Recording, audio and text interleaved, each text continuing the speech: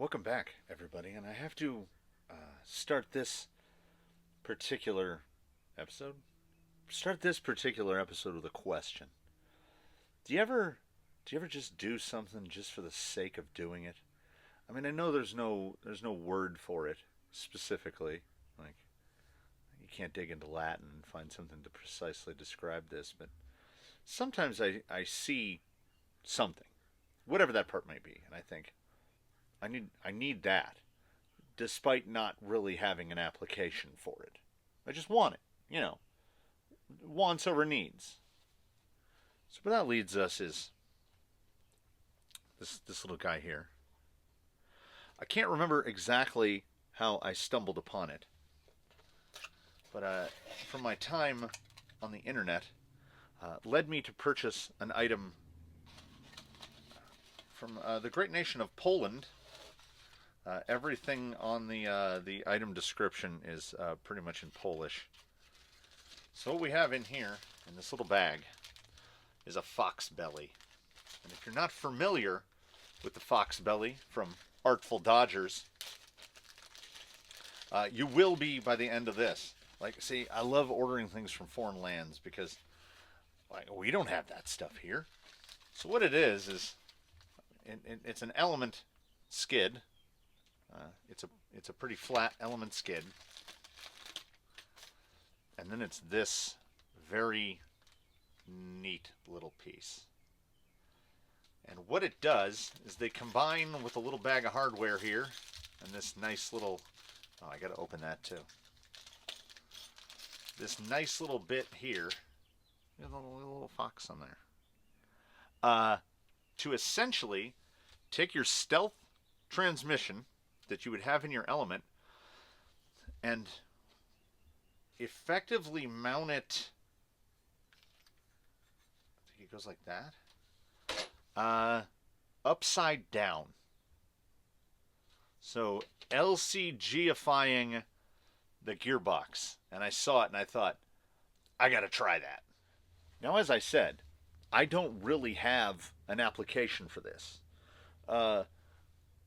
Will Yella, formerly an Ecto, really doesn't have any Ecto bits left. The stealth transmission is long gone. So, of the remaining vehicles here in the fleet that do run on stealth gearboxes, I thought the obvious solution is the most wildly impractical one. So naturally, the Gate Rover will be getting the Foxbelly. I guess it's also an LCG. LCG asterisk. Low center of gravity gearbox. So I will get this thing pulled apart. And when I get the skid all pulled out, oh, you can't really see anything over the sides there. When I get the skid all pulled out, we'll take a look at what the gearbox looks like in its traditional configuration, and then we will mount that thing, and we'll see what it looks like in its LCG configuration, and whether or not it just, I don't know, fits. We're gonna find out together, because I'm not 100% sure. Obviously, it doesn't come with any instructions or anything, and I am loath to consult the internet. I guess it would go like that.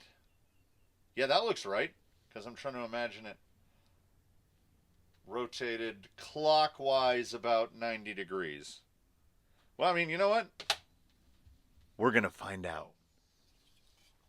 There will be more taking apart to be done, because there we have a Bauhaus LCG that was already in place. That is how the gearbox sits in the Bauhaus. So logic dictates to me that this is how the Artful Dodgers goes in. It goes like that, which will just, like I say, it just turns the gearbox like that. So the gearbox will sit like that.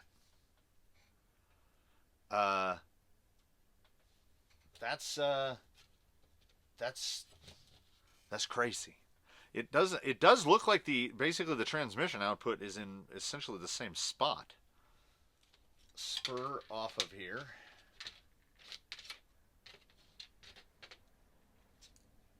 Running an associated V2 on here with the big pads. And then we take this off. I will check the little bag of hardware to see if there are screws of roughly this length, because it seems like it comes with a full complement of hardware and that I don't need to replace, that I don't need to reuse anything. I'm guessing that this is the correct orientation. You know, why would I research? Because, yes. You would need to change out the top shaft if the gearbox mounted in any other orientation other than just like that. It's a good looking piece, I gotta say. That little gold anodized, that's a little better. That little gold anodized bit is good looking. All the other colors were sold out, so it's a good thing that I liked the gold. And that goes in there like that. What I am curious about is, again, I could probably research this. These are... Oh, is it? Yes. I believe now, instead of the little superset screws, that it's just full blast screws all the way through. Yep. So that explains why those are so long. Yeah, it moves the very base of the gearbox up probably 10 millimeters over how it is on the Bauhaus. I don't have a stock skid on hand to tell you what it has moved relative to that.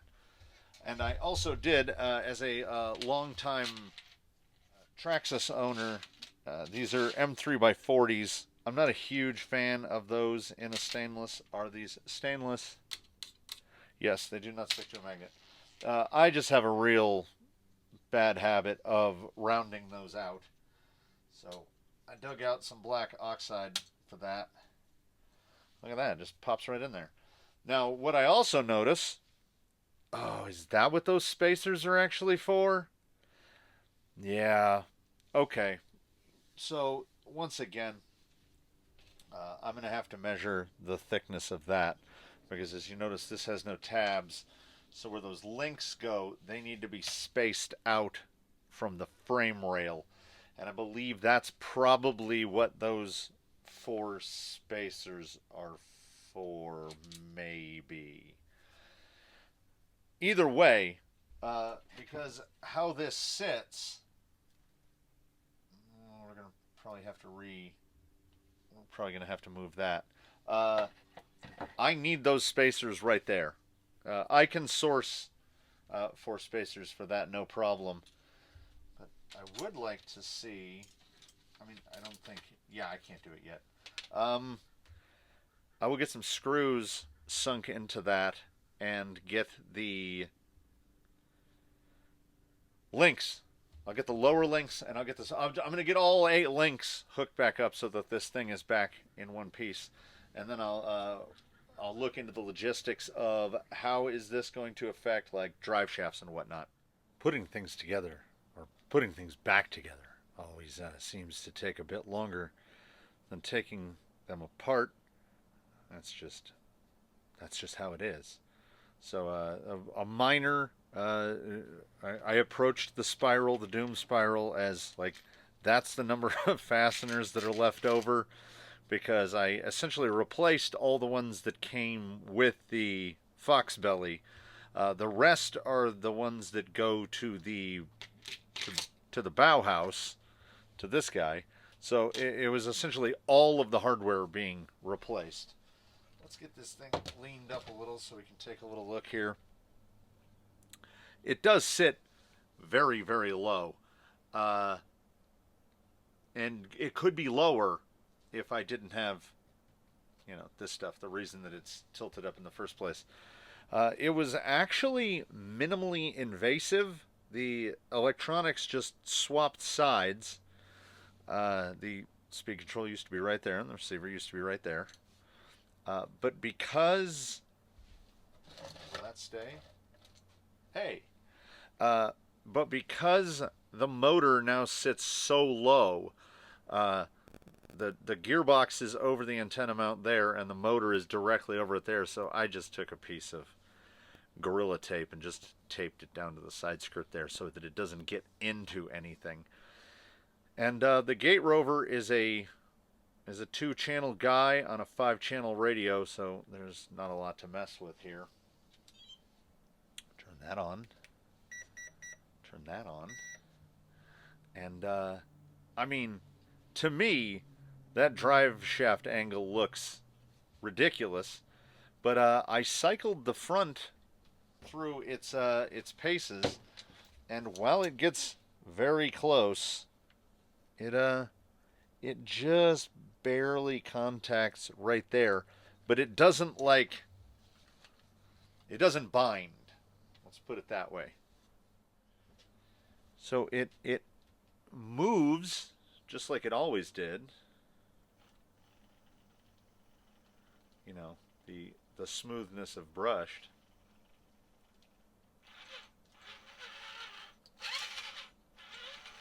I can't tell if I got the mesh correct.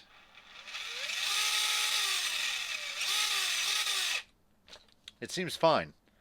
I don't know. I mean, on it. Let's be fair. Will I be able to detect a difference in the way this vehicle behaves?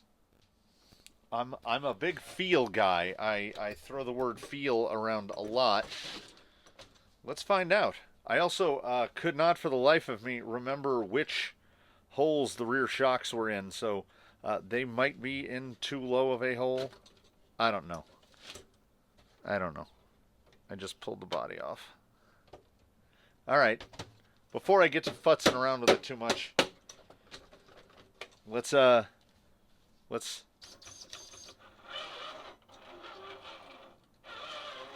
important stuff. So this is a strange thing.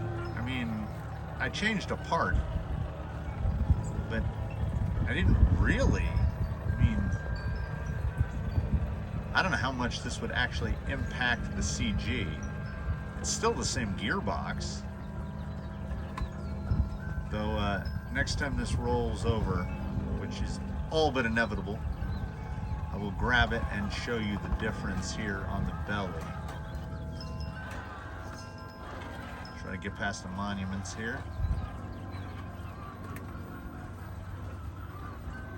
Yeah, hook that one. There we go. The Gate Rover is surprising in that its CG is not as high as one would expect. Yeah, it's got the big old body, but the body sits as low as I can get it to physically sit. Also, I do not have a lot of runs on the deep woods. Wow, this is all just brain retraining right now. Come on. There we go. I'm gonna get hung on the edge of that wood. Yep.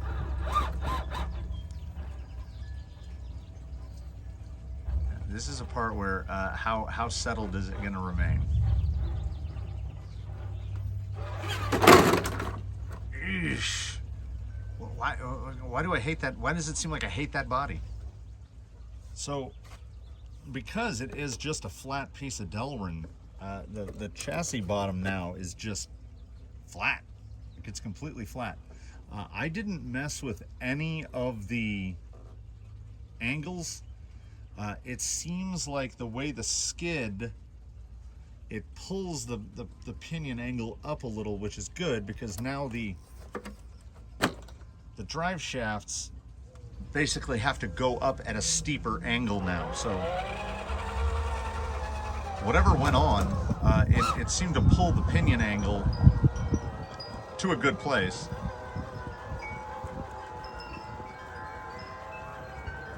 As I said, this is a vehicle whose CG is not remarkably high, but fairly high just because of the body. But I mean, that's managing pretty well.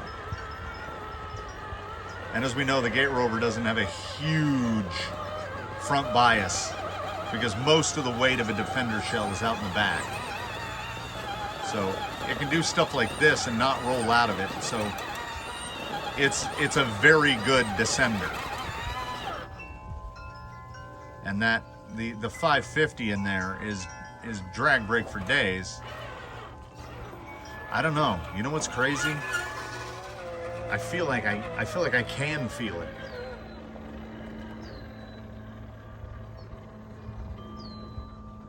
Real slow. Yeah, the deep woods are still really good. They are really good. Still OE foams, no foam change. It's the included Duratrax foams. I don't think the Gate Rover's ever seen this obstacle. I don't think the last time I drove it, I don't think this had been made yet. Can I get out of this without an ugly roll? Oof, I just J.J. Abrams myself right in the eye holes. I mean, it rolls there? Okay.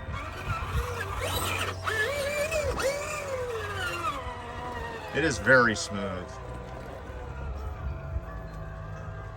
Just trying to get used to the... I mean, it's got a good amount of ground clearance, but compared to what setting my brain is on, I'm getting used to the lack of ground clearance. And full truthiness, no Outrunner, no Castle 14 series.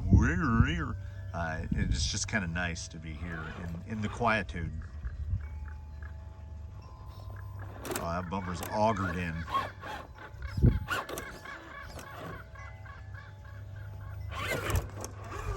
Yeah, it's surprisingly predictable. And honestly, my recollection is dimmed enough. I don't remember how predictable Gate Rover was before. That was nice. Just poke that front end over. That rock is bellied up. We're trying to scrape that new Delrin skid up as quick as possible.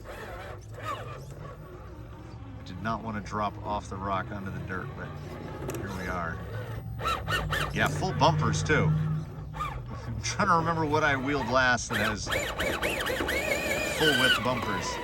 Oh, look at that back tire. Deep in the crawler zone. Those rocks are so dirty. Come on, deep woods.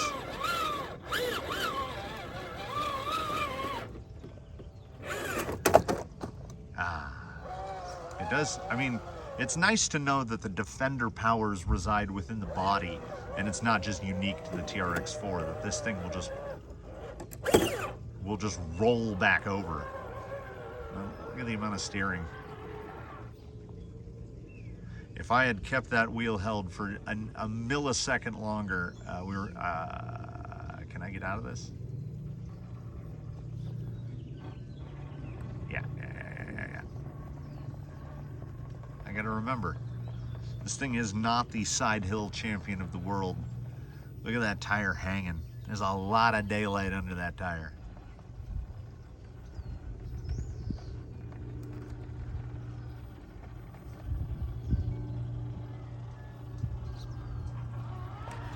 Yeah, driving in silence, that makes for a good narrative.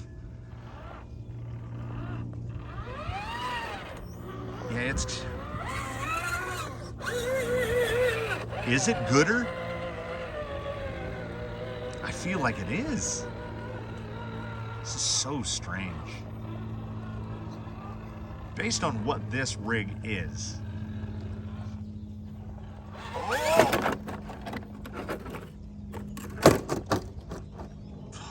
That, to anyone else, did that feel like it took a really long time? The low speed remains very low. Gotta remember, there's a bumper on there. Gay Rover can go.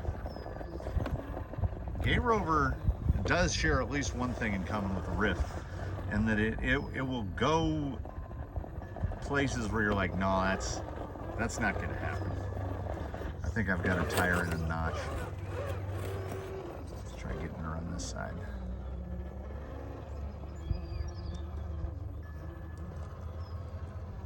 Yeah, he is a slow goer. He's a creeper.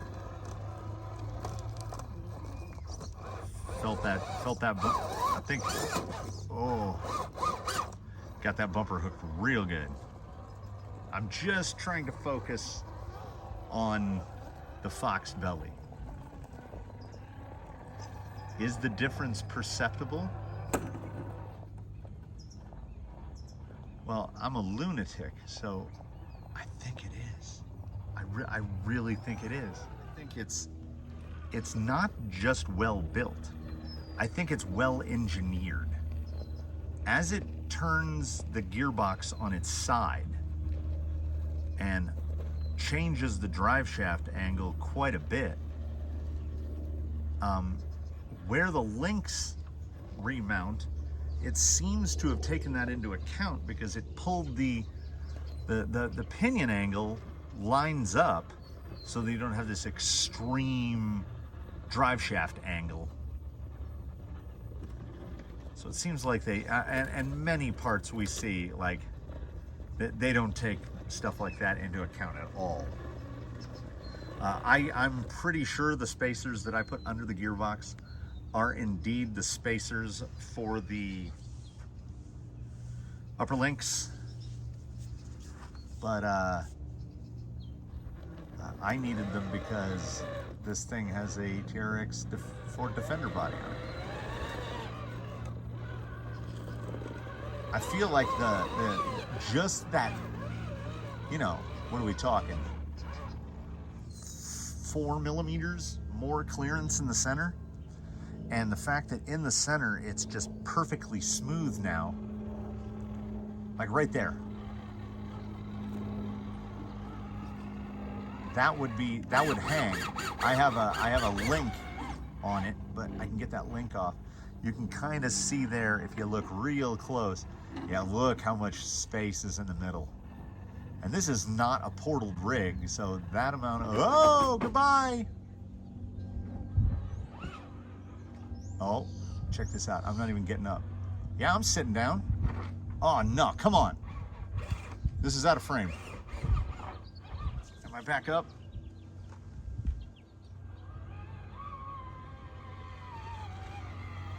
Look at that. The Conqueror returns. I think, honestly, let's put all the Gate Rover cards on the table.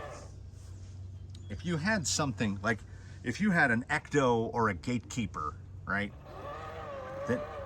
And that's what's under here. I mean, this began as a Gatekeeper, but it's been 4-link and everything. So it's what? It's a long wheelbase Enduro, Sendero. If you had something that didn't have a, I think a Defender body's around 25 ounces. If you had something that didn't have a 25 ounce body on it, I think that the feel, the change in feel of how it reorients that gearbox would be noticeable to anyone.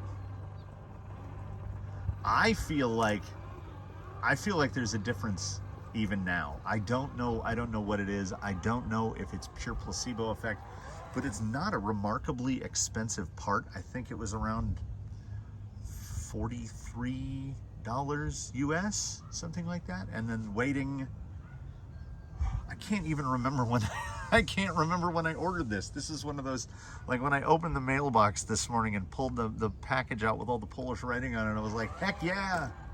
It was like a surprise for myself because it took a little while. The tracking on my little parcel tracking app on my computer still says electronic shipping information received. So it never updated, which was nice. I couldn't monitor its progress.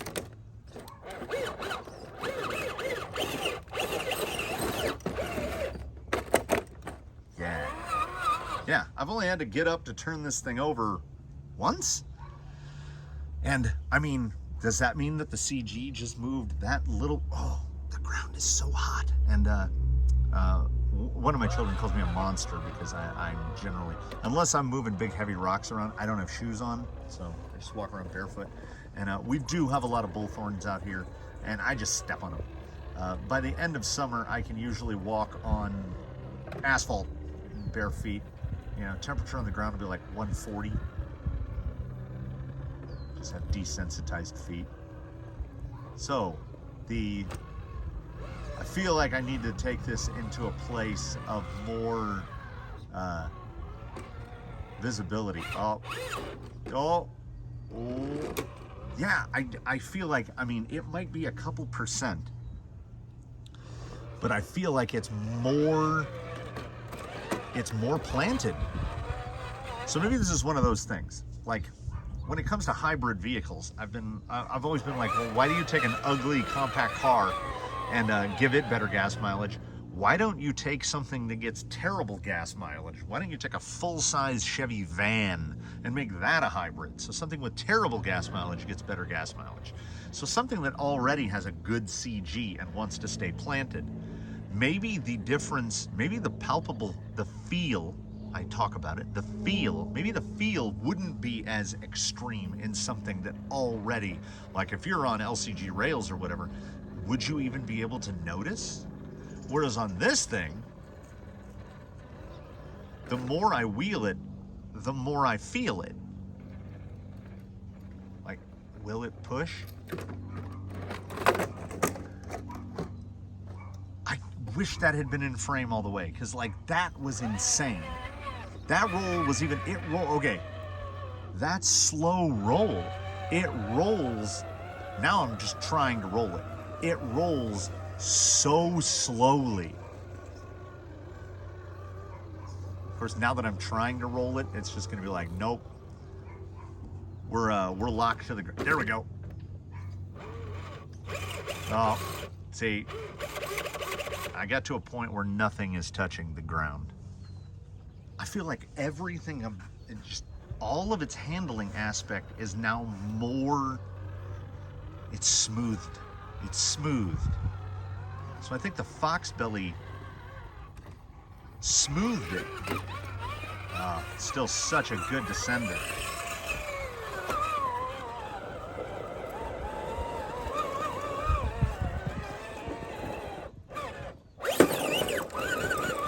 Little bump. Yeah. I gotta try to take this the right-hand notch to the big rock, because this guy he can't put enough grip down to clear its straight face. But man, it is so, the tires match it well. It's got just the right amount of bump on, I think it's 1287.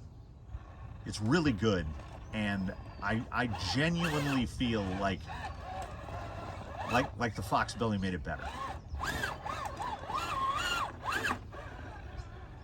Oh, this is iffy proposition here.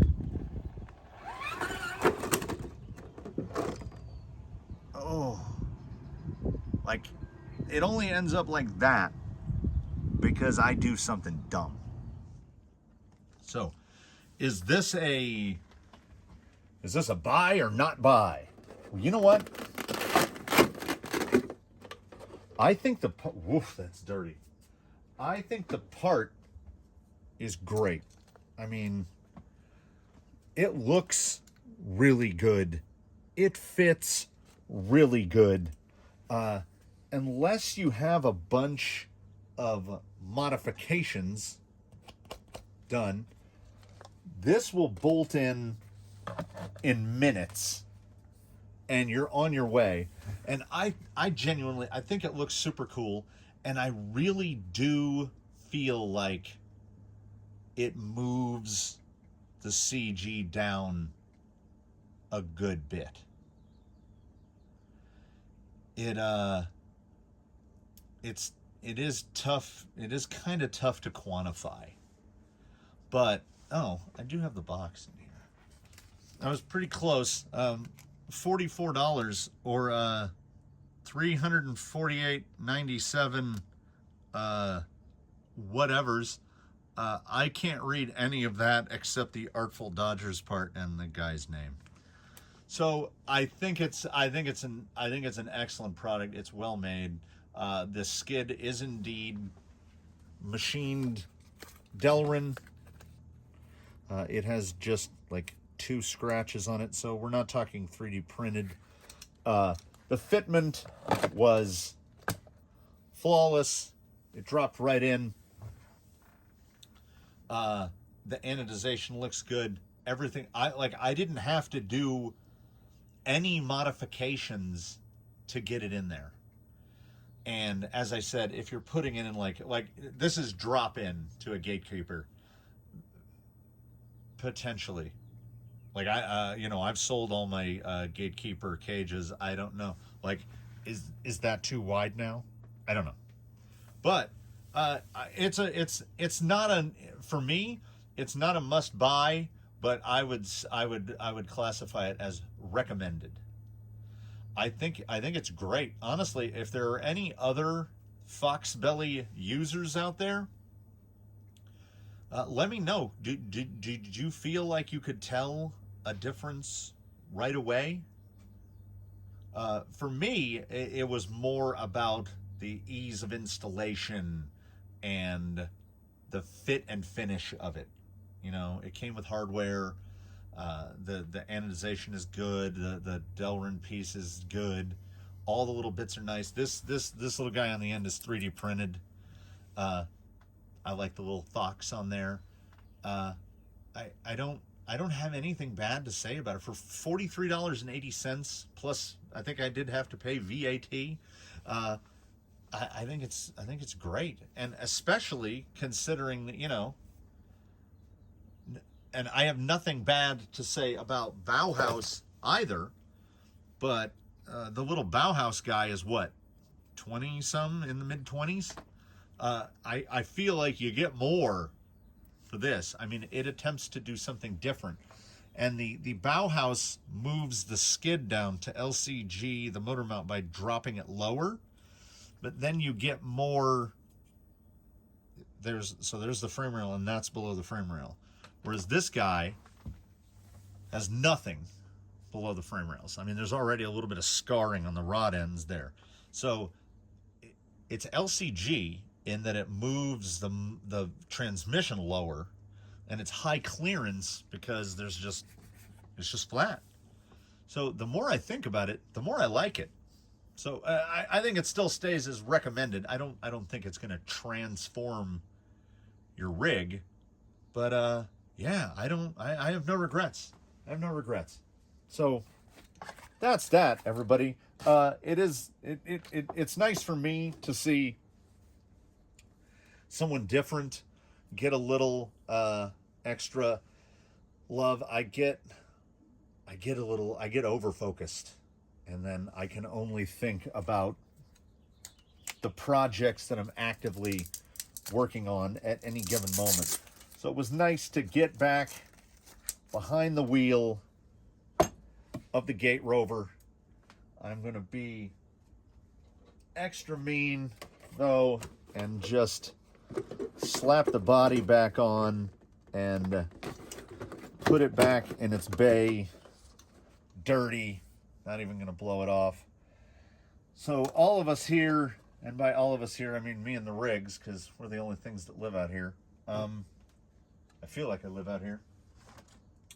We sincerely thank you for watching. We hope if you were considering any purchases from Artful Dodgers, I would love to buy the whole setup and either move somebody into it or build a rig up around the Artful. If you haven't been to the Artful Dodgers website, go check it out and look at their full chassis setup It is gorgeous, and includes the Foxbelly, and is seemingly perpetually out of stock. Otherwise, I might have just pulled the trigger and bought one of those. So again, leave a comment below if you have any questions, comments, or just remarks about your own experiences with Artful Dodgers. Leave a like if you liked it. Subscribe if you haven't. Stay tuned for the next one. And I don't even know what that is. Like, I had no intention of doing this one, and then there it was in the mailbox. So, one last time, thanks for watching, and have a good one, everybody.